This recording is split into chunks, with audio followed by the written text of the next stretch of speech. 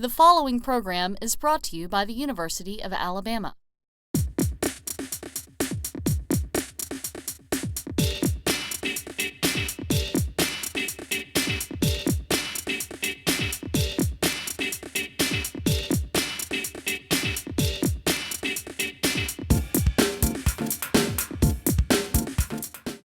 Welcome to Journalism on the Go. I'm George Daniels. In this edition, we're talking about photojournalism. Nowadays, a journalist can't just get quotes or do interviews. He or she also has to be concerned about visual presentation of the news.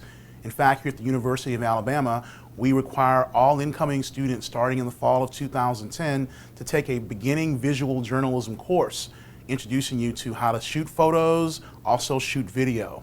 We recognize that visuals are just as important as text. Sometimes those visuals can not only help tell a story, but can change the course of a movement such as the civil rights movement. In the early spring of 1965, photojournalist Graham Phelps Schuelke, known to friends and colleagues as Flip, was covering the protest marches in Selma, Alabama. He saw a policeman beating a child with a club and felt compelled to help, so he pushed the club away from the officer. Dr. Martin Luther King pulled Flip aside and told him, "We as a people have been beaten and murdered for hundreds of years. Your job is to document what is happening to us. You can't be a participant." I'm John Amos, and I'm proud to bring you the story of one of the most prolific photojournalists of the 20th century, Flip Schuelke.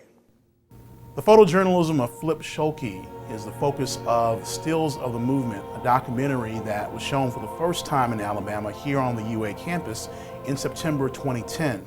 We had an opportunity to talk to one of the producers of that documentary, Dr. Shawn Kildea from Rider University. Well, Flip Schuelke is this civil rights photojournalist, was the civil rights photojournalist, and he left a digital archive to Rider University, which is the school where I teach. And I teach a course, which is essentially a documentary production course, and one of my more ambitious students, I told her about the idea. She said, "This seems like something we could do," and so we moved forward on it. And it was, this class is one semester long, but the project took us almost a year and a half to complete. So it was one of those things. I think we got into it and thought, oh, we'll do a story about this photographer, we'll have some pictures, and before we knew it, it became this, much deeper story about the civil rights movement and this man, Flip Schuelke's relationship with Dr. King. What did you learn about Flip Schuelke in doing this? Everything. The only thing I had known about Flip Schuelke before this project was that he left some photographs to Rider, which people really didn't have access to for contract reasons and other things I won't bore you with. But essentially, he was born in Minnesota to a wealthy family. He had a vacation home in Miami where he would go with his family. So his mother was Jewish. She was deaf. His father was this sort of racist, anti-Semitic guy, and apparently he was very good looking, and she sort of married him for his looks. He married her for her money. This is, an interesting situation for Flip to be in. The father's this anti-Semitic guy who would say these horribly anti-Semitic and racist things right in front of the mom and the son, and the mom couldn't hear him, So he would play those kind of mind games with Flip when he was a young boy. So when Flip was in high school, well, another thing was when they would go to their vacation home in Miami, the workers in the house were all black, and he became friends with the children of these workers, very close with them, and he loved them dearly. And the cook at that vacation home was, he referred to as his surrogate mother. So he had developed a strong affection for these folks. A little kid, no sense of racism or what that is until he would deal with his father, saying these really bad things about people he cared about. So he had a problem from an early age with his father. I know it's sort of the classic, struggle. And he left home in high school and he went to live with his grandparents, who died before he even got to high school. I mean, before he graduated high school. And he was on his own. So here he was, he grew up rich, he was used to a life of affluence, and he sort of gave everything up because he didn't want to deal with this man, excuse me, who was such a bad influence, he thought, who had such a sour worldview. And it was just so also, it was opposite of all the experiences Flip had with these people. He didn't know anything of why are they bad, just because they're black, they're my friends, and So he left and he was living in the high school basement for a while. And I think that sort of set him up for being you know, he was a journalist, but he makes no bones about it. I think there's even a clip in the film where he says, I was not about objectivity necessarily. I documented events as they happened, but I believed in the civil rights movement. I thought it was something that needed, the injustice to black people in the South needed to be documented and shown to the rest of the country and to the South. And I think that a lot of that attitude was born early on with his experiences from his father. I'm not a psychologist, so maybe I shouldn't delve too deep into his mindset, but it really seems like he learned early on what the cost of a struggle was, right? He freed himself essentially from his father, and it cost him a lot. It would have been much easier for him to just keep his mouth shut and grow up rich and live in his fancy shore house down in Miami, but he just didn't want to deal with that. So he sort of had that, you know, it probably too why he bonded so closely with Dr. King, right? Dr. King probably could have led a nice life, nice quiet life, and sure he would have, you know, his family and he would have had the oppression they dealt with, but he probably could have had a much easier life and certainly a longer life if he had just sort of, you know, didn't go against the tide and just sort of raised his kids and had his wife and went along. Flip and Dr. King were very similar in that way. They weren't the type of people to just go along. This documentary is based on lots and lots of images. That's why it's called Stills of the Movement. Mm-hmm. Talk about what we can learn about the power of photojournalism from the documentary. Well, the film opens up with the host explaining a situation once. There was some sort of a march. Flip went to the march, and a police officer is beating a child with a club. And Flip gets involved. He grabs the arm of the police officer and he somehow gets involved. Later on that night actually, Dr. King summons Flip to his hotel room, and Flip, you know, explains that in his book, as he's walking down the hall, he's very confident that Dr. King is going to praise him and thank him for being such a decent human being. And also, Flip had young children himself, about the age, his one son was about the age of this young boy being beaten, so he really, you know, felt the human need to get involved. And Dr. King sort of read him the riot act and said, you do not get involved. You know, this is our struggle. What if you really want to help us, you document it and you show people what's going on. And he asked, how many people saw you intervene and try to help that children? Maybe 10, maybe 15 people. How many people would have seen the photograph of you documenting it? So it's this really strange balance of, you know, wanting to document it, and certainly in the case of the civil rights movement, it's not about exploitation, it's about showing people what's going on. But that could be tough for any human being of conscience, right? To see a young boy getting beaten and not only not help them, but stand there, frame your shot, make sure you get it, rip off multiple shots if you can. That's challenging. I mean, when you think about photography, photojournalism specifically, no matter what you're documenting, right? You really need to disassociate yourself from what's happening and do your job. I'm not a photojournalist, but as I was doing research on this piece and watching it, I thought, I don't think I could do that. I don't think I'd have the strength to do that, you know, to deal with not helping somebody a little child who's in danger. So, you know, King gave him a lesson that day, and then he sort of carried that all the way through. Even the night King was killed, he called up Coretta and said, can I come to your house? And she didn't let any other journalists in the house but Flip, because she knew the family. He had gotten to know the family over the years. So he goes into the house and he's documenting this. So imagine I kill one of your best friends, not me. Imagine your best friend is murdered and you now need to compose yourself, get to that house and document what's going on because that friend asked you to, right? And before he was murdered, he had said, listen, you need to document, this is what you need to do.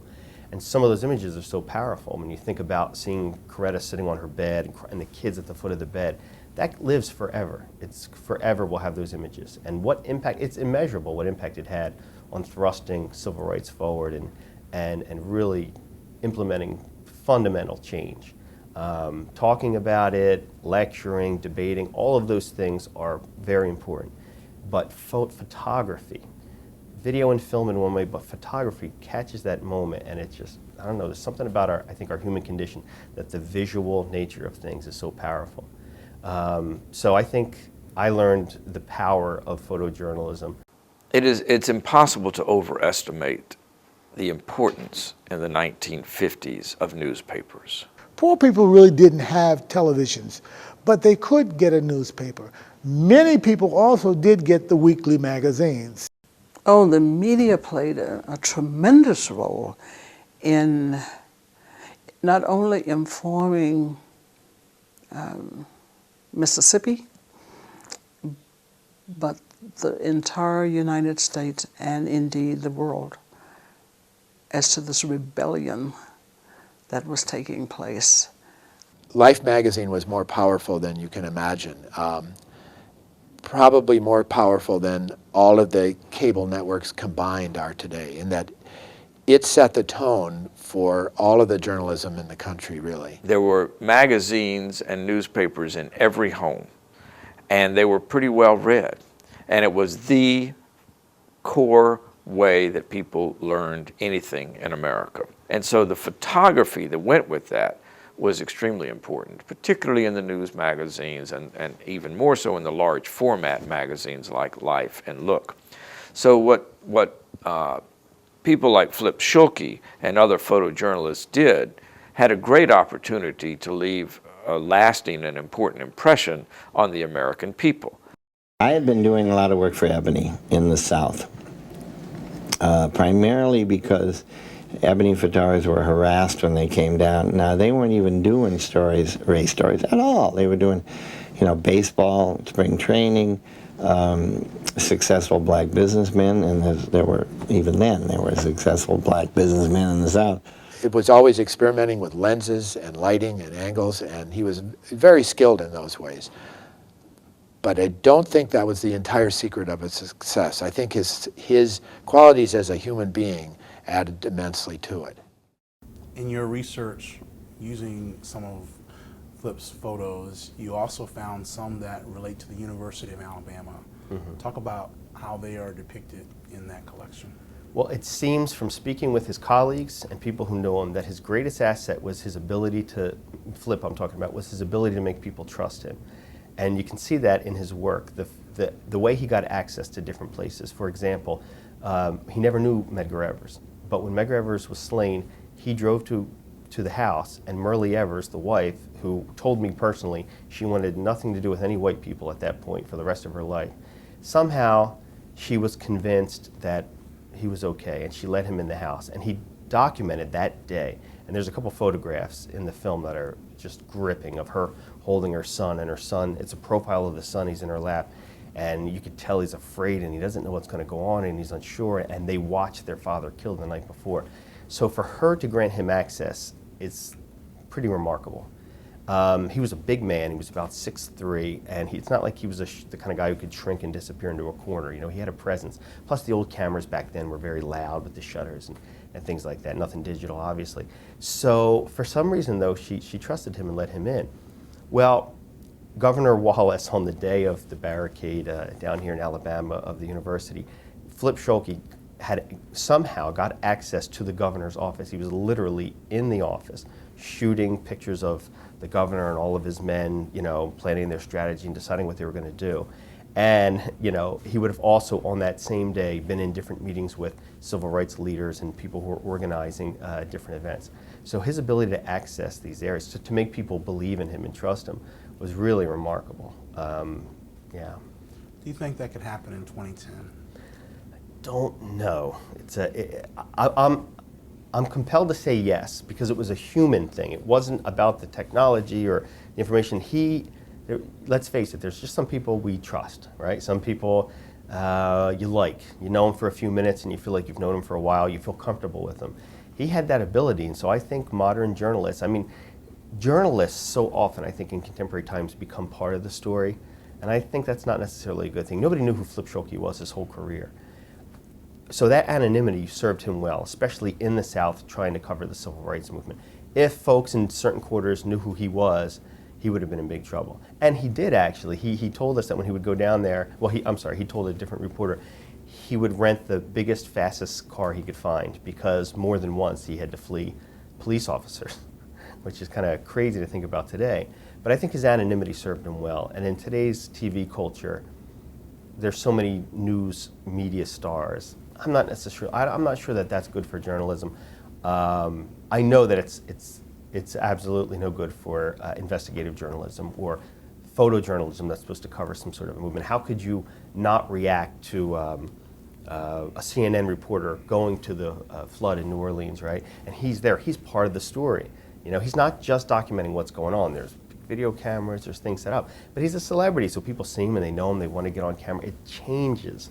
You know, we call the observer's paradox, right? Once people know they're being observed, they change. Flip was very good at not letting people realize they were being observed, and that's probably most evident in the pictures at Myrlie Everett's house, where you could tell there, you know, it is so organic and so real. So he was able to sort of dissolve into backgrounds and document some of these things. Shawn Kildea from Rider University, thanks for talking to us today. Thank you, Dr. Daniels. Great to be here.